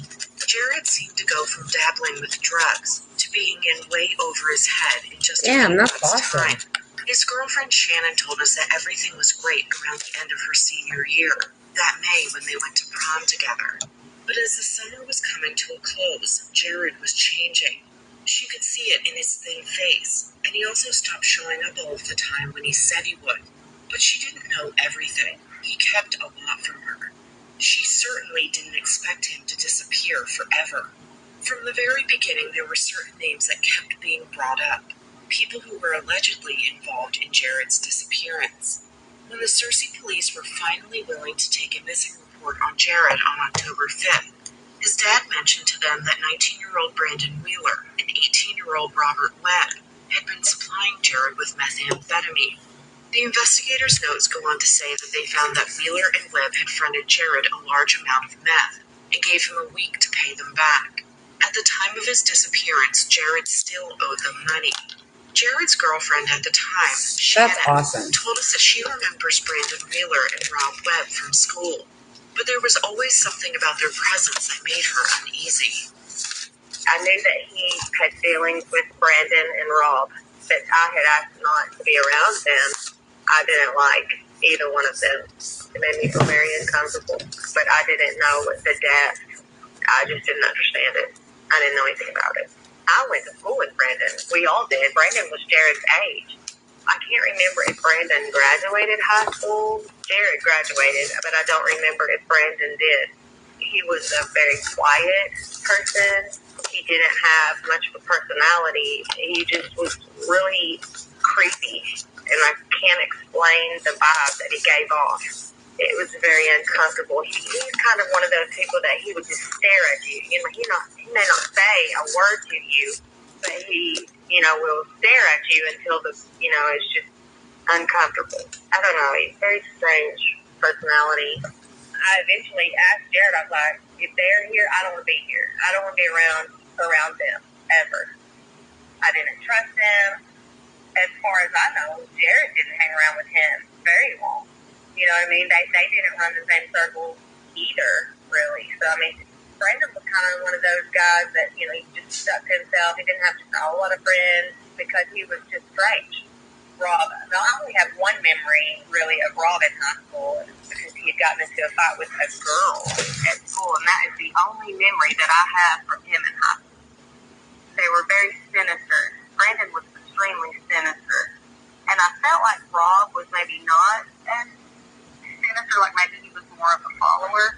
But Brandon was definitely that leader personality, and he was very sinister. They always say, you don't worry about a dog that's hard.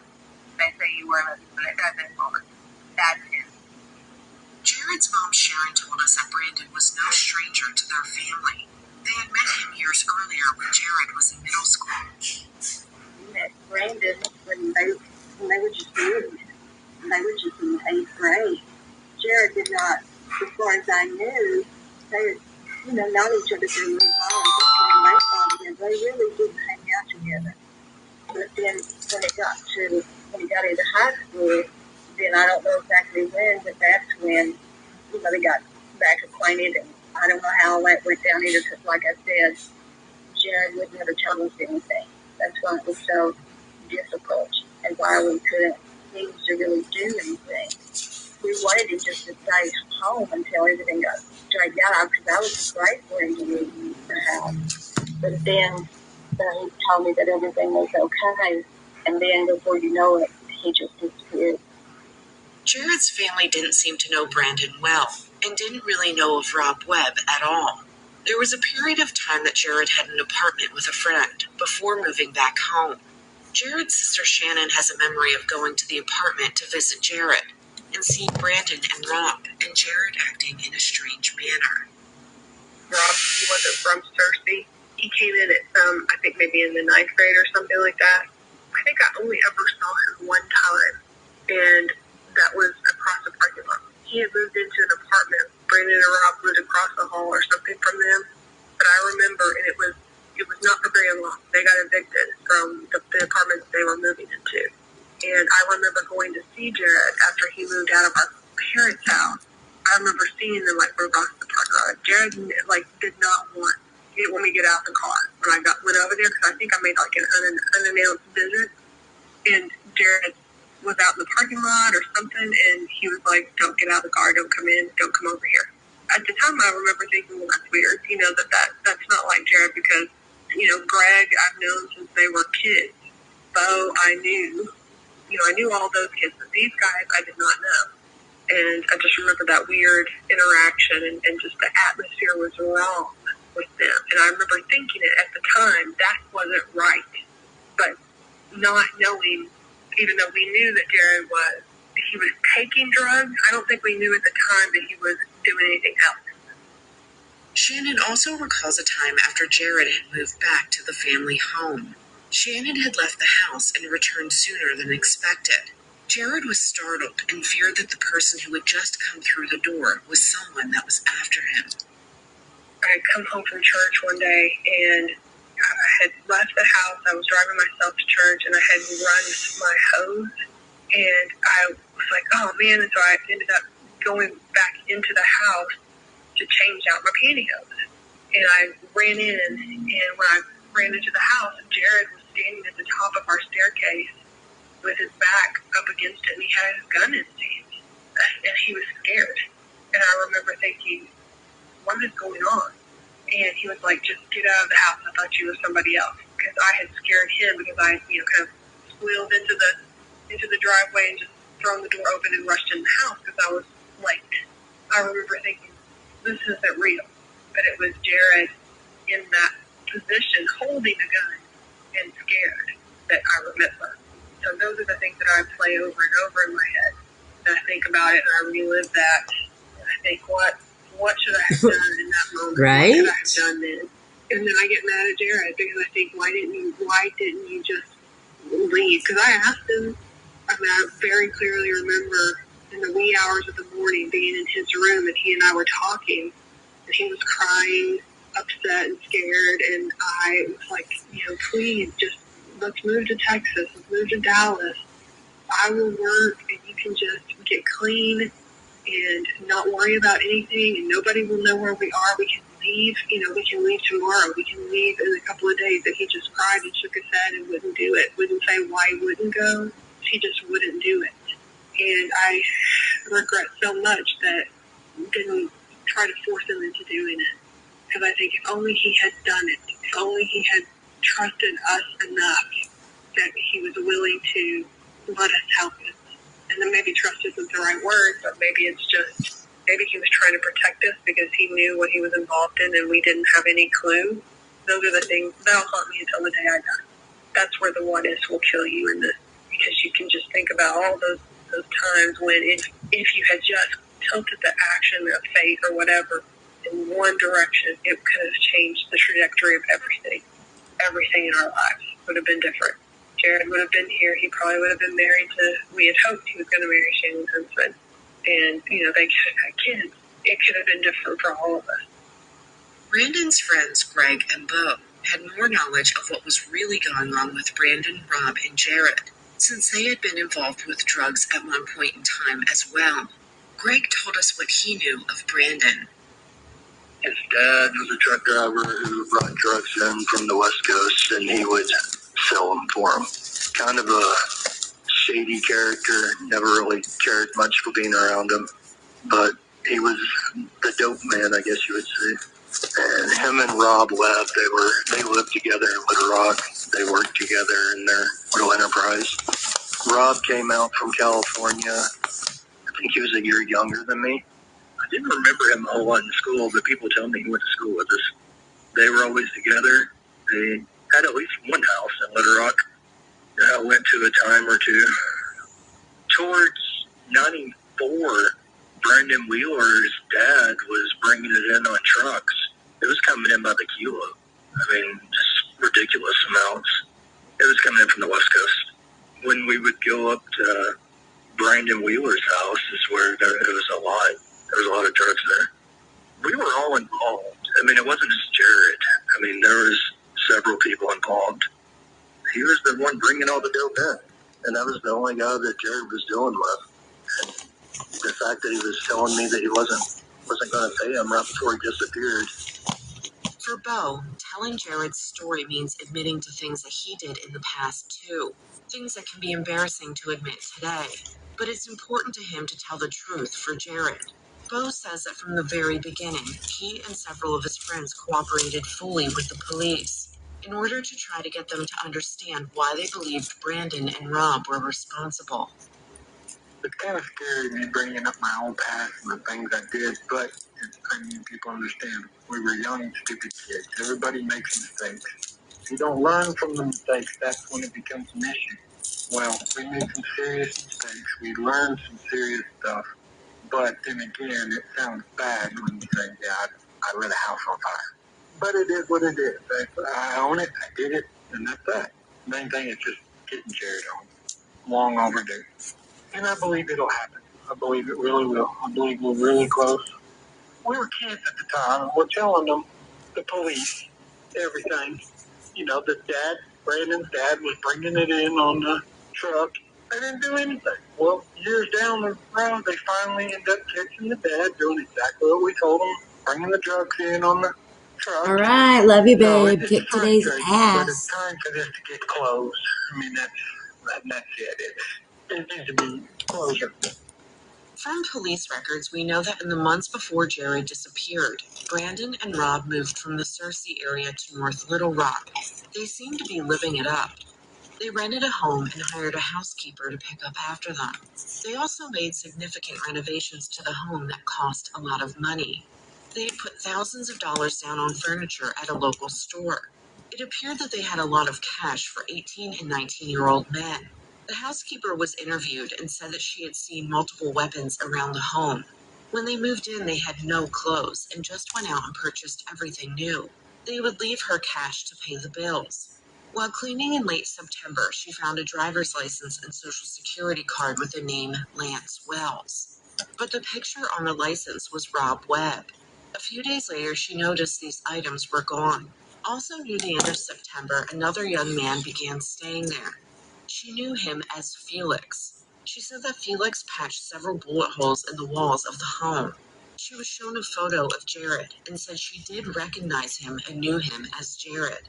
She said she had seen him at the house on a few occasions. The housekeeper said the last time she heard from Brandon and Rob was on October 1st. Brandon called her and asked her to check on the pets.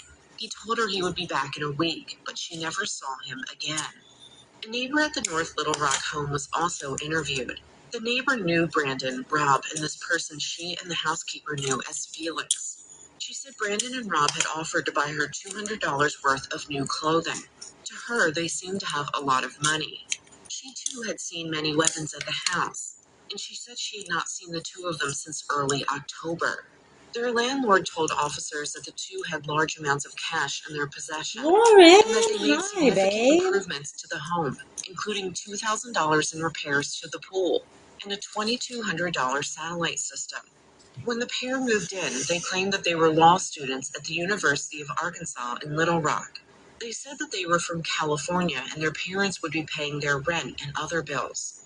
But the landlord was uncomfortable with the amount of cash that they had, and over time became suspicious about their backstories. He demanded to know more and speak to their parents. On October 21st, 1994, Robert Webb contacted the landlord and stated that they had moved out and were going back to California.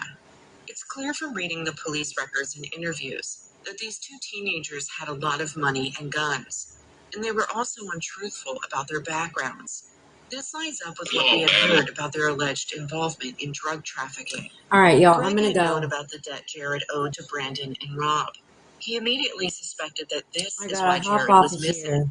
After he learned that Jared had disappeared, he drove out to the North Little Rock house himself to see if he could talk to them or if Jared was there with them. So I actually drove to Little Rock to see if he was there, like what was going on, and nobody would come to the door at their house. Honestly, I don't even think it's a rumor that Brandon Wheeler and Rob Webb are the two responsible.